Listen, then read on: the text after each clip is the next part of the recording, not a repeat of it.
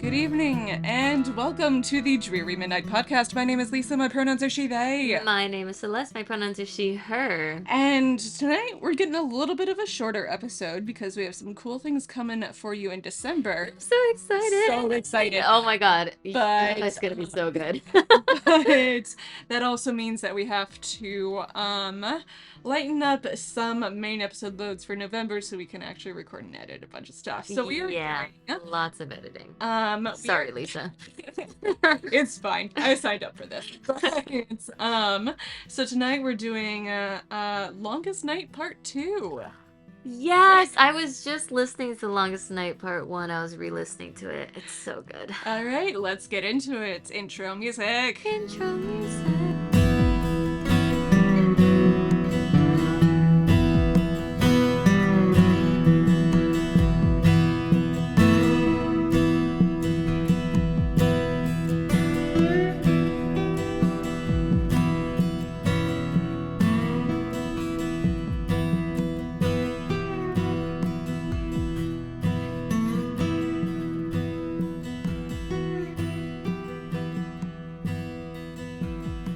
All right. So, The Longest Night. The Longest Night. Do you mind if I mention something real quick? I work at a school Yeah. that is an outdoor nature preschool. Yeah. And it's like very how do I say it? Very in tune with the seasons, very much like, we pay attention to the different weather and we pay obviously because it's all outside. Yeah. And we pay attention to the way that the seasons change. And that being said, we have a yearly celebration in order to celebrate the longest night, celebrate the changing of fall into winter, and kind of like the way that things become darker. And we just had this celebration on Friday. Nice. So this is very thematic for where I'm at Yay. in my personal life. Woo! Yeah. So I thought it was cool. yeah. And so for those of y'all who don't know, the longest night usually refers to the winter solstice. Mhm. Northern hemisphere is usually late December, like 21st, 22nd. Southern hemisphere, it's I think also around the 20th to the 24th, of June instead of December because Southern Hemisphere. I mentioned that because we're doing a Southern Hemisphere culture today as well. Ah, But we have two today, and so the longest night customs are often. There's often themes of like where did the sun go? Mhm. There's often themes of renewal, of Mhm. trying to sort out gather together in the darkest timeline or darkest part of the timeline, and therefore bring light where there is darkness and hopefully bring the sun back. Yeah. So, did you want to do Northern Hemisphere first or Southern Hemisphere first? Um, gosh. Well, I think let's start with Northern since that's what a lot of people are going to be familiar with, Yes. and then go into Southern because I think that'd be cool to see the differences. Yes. They are surprisingly similar. Oh, well, I but guess humans yeah. are all human, right? Yes. The darkest timeline is going to be the darkest timeline. Just depends on if it's June or December. So, Northern Hemisphere, in a lot of Persian cultures, the celebration for the longest night is called a Yalda night. I hope I'm saying that right. And it very much falls into the category of gather with light to drive out the darkness. According to one blog, Yalda Night is also known as Shav-e Yalda, and it dates back over 7,000 years. Oh, It was officially added to the Persian calendar around 502 BC, possibly under the reign of Darius the First. I've seen two translations of Yalda. One of them means birth, and the other that means rebirth. Either way, it's in the philosophy of the sun is gone or has died and must come back. okay. And connection to our last longest night episode, Mhm. remember how we talked about Mithras? Yeah. Yes. There's a theory that Mithras, the Roman god Mithras, is connected to the Persian deity Mithra. I saw Yes. that. Okay. I mean, Um, I saw that when I was looking up Mithras after we recorded that I think you mentioned it Yeah, too. yeah. Yeah. Mithra, the Persian deity, is on one end of the Roman Empire, basically. Mhm. And Mithras, the Roman adaptation, had made it as far west as London, which was impressive in its own right. Um, The so, London Mithraeum. yeah, London Mithraeum. Yes. Yeah. So we don't know a ton about the Roman celebration because it's a mystery cult, but the Persian deity Mithra did have an influence on the Roman deity Mithras, who is also a solar type deity. So they weren't the same. It wasn't the Romans taking the, That or is, is that up for debate? well, so the Romans do a lot of like this Farming. exact thing, but just to the left of it. So it's Mithras and not Mithra, and therefore it's different. um, quote unquote different. Yeah, But there's a lot of solar things, I think. And there's, depending on where you are in the timeline, there's going to be different levels of crossover and different levels of split. I mean, like early on, it might well have just been Mithra instead of Mithras, yeah, or and then evolved. yeah, there's a lot of like Western zodiac connections to Mithras, but that could have come later. I don't know where that Yeah, is on the timeline. Again, it's a mystery cult for Romans, so we don't that's know fair. many facts about it. At least for the Persian tradition, according to PersianMama.com, Yalda quote, I don't know, it was a cool, they had a lot of information about it. Okay. So, quote, Yalda was celebrated for the triumph of light over the darkness, end quote. Fires are built on sundown on the last day of fall, so like technically the 20th or the 21st, Hmm. and then fires kept burning until dawn the next day. Everyone gathers with family and friends, usually older family members, to stay up all night. You sing, you talk, you tell stories, and you eat a lot of sweets and tea and just have a good time. It's very community oriented. Yes. And according to the same blog, the main Yalda fruits are watermelons, pomegranates, persimmons, apples, and pears. Mm. Quote, the ancient myth is that eating watermelon on Yalda night makes the person immune to cold weather as well as the next summer's heat, end quote. Uh, Yeah. And according to another source, in ancient Iran, quote, the start of the solar year has been marked to celebrate the victory of light over darkness and the renewal of the sun. The last day of the Iranian month Azar, I hope I'm saying that right. So December 21st is the longest night of the year, with the forces of darkness are assumed to be at their peak. Well, the next day, the first day of the month, day, spelled DEY, which is sometimes called the Day of the Sun or December 22nd, it symbolizes the creator Ahura Mazda, which is the Lord of Wisdom. Since the days are getting longer and the nights are getting shorter, this day marks the victory of the sun over the darkness and goodness over evil. The occasion was celebrated in the festival of Dagon, dedicated to Ahura Mazda on the first day of the month day. So December 21st and 22nd. okay. But yeah, that was Yalda Night. That's cool. Yeah, I don't know. Right into the podcast, a dreary midnight podcast at gmail.com if you currently or regularly celebrate Yalda Night. What do you do? What are your stories? What do you like to Can you spell that again? YALDA? So that's the Northern Hemisphere one.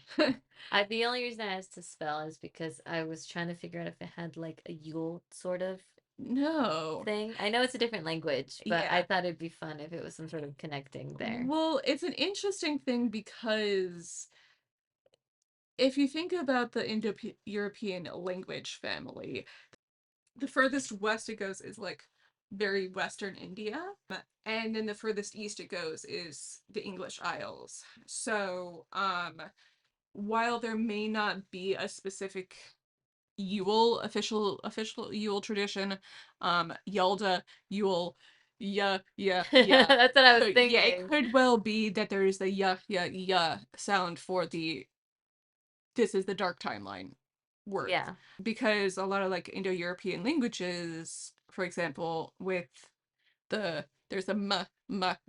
kind of sound for the words for mother, or Yeah. so it's mother, madre, mater, other M words. And but similarly, papa, Yeah. padre, pater, a lot of for the You father. know what I've heard though for the mama and dada or papa? It's just because those are the sounds that babies are able to make Yeah, first, you know? that's fair. Yeah, When they're mumbling. either or. Child development Yes. major here, but Yeah. when they're, first starting to form not just words, but like sounds Okay. and kind of getting control of their vocal cords and vocal like their mouths and their lips and stuff. Um the mumble the I forgot the official word for it. But basically the Yeah. babbling that they do Yeah. is often M's, D's, and P's. Hmm. And so then people just adopted that. And that's a theory that Okay. people that adopted that into meaning Yeah. something. Cool. So I thought All that was a right. fun tangent. Linguistics tangent indeed. All right. So then the Southern Hemisphere culture Yes. um is the Inca. Ooh. All right. Tell So me more. the Inca tradition, hang on, let me make sure I have this pulled up properly. So the Inca tradition is called Inti Where Raymi. can you remind me where the Inca Empire was geographically? Hey, it's editing Lisa. I got the answer to this one a little bit wrong, so I'm just going to hop in right now to correct it. So, the Inca Empire, at from one extreme to another, because there's different geography at different points. So, the furthest north was very, very southern Colombia, like right about the border of Colombia and Ecuador. And then in the furthest south is a little ways further south than Santiago in Chile. It does follow the coastline of South America and as far inland as the Andes. But yeah, just wanted to fix that before I that up even more. Okay, bye. Okay. I mentioned Peru at least because I've been to Peru and hiked Machu Picchu. It was like 10 years ago. But You're so just so well traveled. yeah, I have to before the world ends. Oh my God. Well, But fair. yeah. So really I think it's officially the native thing I think is technically calling it the Quechua culture because Inca is um The is a ancient. title. Oh yeah, Yeah. yeah. So Inca was the central figure in solar worship, um, Oh. which was, and according to onlinelibrary.wiley.com, it supported the assertion that he was a descendant of the sun, capital S sun, and demonstrations of that genealogical link occurred during public festivals when the sun rose on the horizon at significant times of the solar cycle. And they had a really cool way of figuring out where they are in the solar cycle because of when the light hits this rock a certain way, it makes a certain image, Like a like sundial type? kind of thing. So there's something like an Inca cross where this is what I remember from being in Peru when I was 19, but Mm-hmm. there's like little stones that have kind of three concave levels, kind of like a step pyramid, Got it. three tiny steps. Um and so they're placed in certain spots. And when it makes a perfect um mirror, it's the day of the um winter solstice. That's cool. And similar sort of things, like there's caves that have certain openings, and then day of the winter solstice, there's an altar that's lit up because the sun shines in the cave at a certain angle. That's so cool. Sun gates are also a thing where like you put the gate on top of a mountain, and then on the correct day, the sun rises and shines directly through the gate. Because, you know, the tilt of the earth means that the angle is always going to rise in east instead in the west, but like with how far east or west changes a little bit depending on where you are in the year. So they figure out where they are in the year That's really based cool. on those angles. This is why I get annoyed when people are like, ancient humans didn't know anything. They were so dumb. They didn't know how medicine worked, blah, blah, blah. Because, like, they figured things They out. figured that out, They right? figured things Yeah. out. And they like, Like, let's see you figure that out with yeah, your modern technology. yeah, Like, I think that I'm so glad we live in the century that we do. yes, But I think that we've never had to like really put our minds to the test to yes, figure out how the yeah, world works around yes. us, you know? Because how are they going to build a sun gate without already having like without knowing in advance and being able to Google what angle does the sun rise on June the Exactly. 24th? Like they just had to figure it out. Uh-huh. Uh, which is wild, which means like generations of people had to notice that this was the shortest day of the year. Mm-hmm. And on the shortest day of the year, the sun rises from over here. Uh-huh. And then knowing that, they had to haul a bunch of rocks up on top of a mountain and build a gate so the sun could rise into the gate. And Exactly. you don't Like, even know if you built it in the right spot for sure, no, because the until sun's like constantly June, moving. until June the next year. And Uh-huh. then if you fucked it up, like, then you have to wait another year to see if you to know you have to move it left or right or the next mountain over or whatever. Exactly. Yeah. Isn't that wild? It is amazing. People that came before us are amazing. Yeah. Anyway. And the people who came before us gave us the foundation for where Yes. we are now. And I Yeah. think that's got to be recognized. Yes. So, the festival of Inti Raymi, I hope I say that right. It lasted about 15 days and usually marked the end of the harvest and the start of the new year. It often takes place around the same time as the Day of the Peasant and St. John the Baptist Festival because there's a large Catholic population there now. I'm Uh, not surprised. um, During the Inca era, it was estimated that there were around 50,000 people who went to Cusco for the festivities.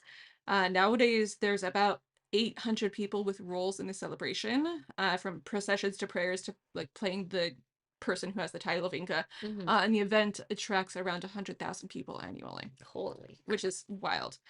Um, the Festival of the Sun was the largest and most significant festivity during the Inca Empire, according to TR Experience Peru. I believe Uh, it. it was, again, the religious celebration which is dedicated to the sun god Inti, who is the most revered deity in the Inca religion. Sun gods are so important because people literally need the sun to survive, Yes. you know? I noticed there's always sun, harvest, and death, and Yeah. hunting. Well, those are like the universal Yeah, cultural like values. yeah, Without sun or fire, yes. you can't That's cook, you another one of can't be fire. warm. Yeah. Um, Without you can't grow yeah. anything, and the harvest is how you get your food. Hunting Yes. is how you get your food. Yes. And then everybody dies. Yeah. And you killed the thing you hunted in order to Exactly. eat it. I would also say probably fertility would be like a Another one. birth Yeah. type of thing because Yeah. that's how you grow your people. Yeah. Yeah. Yeah, like the very basic needs. Yes. So, according to Inca tradition, Inti Raymi was created by the Inca Pachacutec in 1430 BC, to celebrate the first day of the new year in the Inca calendar. Today, it's celebrated every June 24th in Cusco, which is the former capital of the Inca Empire. And it's a modern ceremony, is a theatrical representation of the ancient rituals, with lots of people dressed up in colorful costumes to emulate the Inca times. And why June 24th, shortest day of the year in Yeah. the Southern Hemisphere. They worship the sun as the most important for harvesting and planting, because Manco Capac, the founder of the Inca dynasty, was son of the sun, which is but sun with an O of the sun with a U. Yes. And so astrological observations are a major part of figuring out rituals. The other really cool thing I learned when in Peru, we were hiking the Inca Trail to get up to Machu Picchu, right? Just casually. Just No, that's super cool. yes. But one of the coolest things is because there's no artificial light out, you get a really phenomenal view of all the stars and the Milky Way. So Oh, when I say light pollution is yeah, awful. but so when I say stargazing and finding constellations, what do you, Celeste, think of? Like looking up at the sky, you can see like depending on where you are in the world. I know when we go to the Sierra Nevada, it's really easy to stargaze and you can like see the dippers and all that. But when you are looking for the dippers, what are you looking for? You're Um, looking to connect the dots, right? yes. So when when you have such a phenomenal view of the Milky Way with so many other stars, you're not connecting the dots, you're connecting the dark spots. What? And it, That's and so insane. I had heard it initially and I'm like, what? And then I see it and it's like, oh, there's like that one kind of looks like a llama. And it's like, yeah, that was a month. Um but yeah, and you figure out where you are in the year because like the llama one is over there. It was really, really cool. That is cool. I want to go. Now I want to go see those You stars. should go. It's so cool. It's so pretty. Oh my god. I should probably get a passport if Yeah. I want to do Yeah. that. Solidify your passport again before the world ends. Um very, very short episode I don't today. mind. I mean, because of the amount of work that's going into December, We're so excited. I'm gonna it's tell the patrons about it honestly when we're done. astonishing that we're getting stuff Yeah. out still. Yeah. But yeah, I'll be telling all the patrons about it in next week, I think. Yes. But I don't have any necessarily questions or anything. I just really love the concept of the. I think the darkness is really cool. And I think it's a part of our human existence and our story. I know that modern days, it's hard to, not even just modern days, people have had a history with darkness and winter and going into like modern days, we call it seasonal depression. yeah. But back in the day, it's like, you don't have food, you don't, like everything is cold. Yeah. But I think there's something so beautiful about the appreciation of light. It's like kind of you don't know what you have until you don't have it sort of thing. Yeah. So And then the flip side of it is what do you do to help combat seasonal depression yeah, or depression in general? I You don't get find but yeah, but how does one? You find exactly. community, That's you have yeah, things to look exactly. forward to, you eat some real good food, I was gonna and that's how say you combat your seasonal depression. I don't have seasonal depression. I don't think I've ever had seasonal depression, mostly because not because it's not like a thing that could happen to me, but I think I've always had such an appreciation and love for winter and the dark. And yeah, just kind of living in the seasons, Yeah. living that like Higa life or whatever, making sure Higa. you're cozy Yes. and have that because it is so easy to wake up and it's dark and then you Yeah. come home and it's dark. But just kind of knowing that it's temporary and that even in the darkness there will always be light. Yes. So, and also as we potentially enter the darkest part of the global timeline, keep your loved ones safe. Even if you think you are, double sure that you are. I know the results of the election in the US might have been very distressing for several folks, including me. But look out for one another and bring light to the darkness. And with all of that said, support us on Patreon to find out what we're doing. Oh my god, yeah, Yes. spoilers. To find out what we're doing to fight the darkness. Support us on Patreon to find out a few weeks ahead what we're gonna be trying to do for Dreary December this year. It's gonna be a ride. There's gonna be a lot of people. It's gonna be fun. Yes. And It's gonna be it's spooky all and Christmassy at the same all time. month. You'll get a weekly installment. Yes, it'll be so cool. We just recorded some of the bigger parts earlier this week. I'm going to be recording some of the other bigger parts tomorrow. And the day after. So if you want to find out early, support us on Patreon, patreon.com/drearymidnights. If you want to reach out to the show, drearymidnightpodcast@gmail.com is the best way to do that. If you want to connect on socials, follow us on Instagram At Dreary Midnight Pod. at Dreary Midnight Pod. And with all that said, look out for each other in the darkest part of the timeline. And safe travels home on this dreary midnight. Good night. Good night.